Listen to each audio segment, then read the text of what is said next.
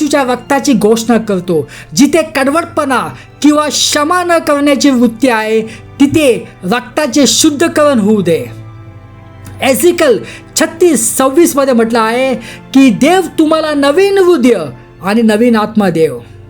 तुमच्या वाणीवर येशूच्या रक्ताची घोषणा करतो. तुम्ही ज्या कामाला हात लावाल तिथे यश मिळेल. तुझे हात आता रिकामे राहणार नाहीत.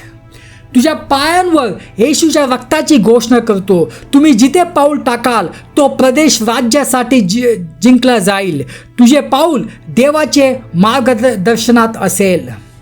तुमच्या पिढ्यांवर येशूच्या रक्ताची घोषणा करतो. तुमच्या मुलांच्या मुलांवर कराराची मोहर असेल.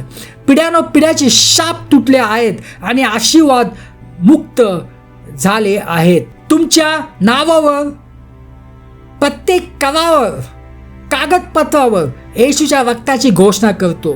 तुमची बदनामी पुसली गेली आहे आणि तुमची प्रतिष्ठा बहाल झाली आहे. मी तुमच्या शांती व येशूच्या रक्ताची घोषणा करतो. यशाया 26:3 सांगते की जो देवावर विसंबून राहतो त्याला तो पूर्ण शांतीत ठेवतो.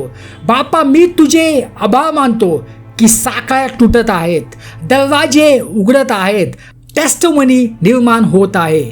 मी पुन्हा एकदा तुमच्या विचारांवर, शब्दांवर, कृतीवर, कुटुंबावर, करिअरवर, सेवेवर, स्वप्नांवर येशूच्या रक्ताची घोषणा करतो. आमेन.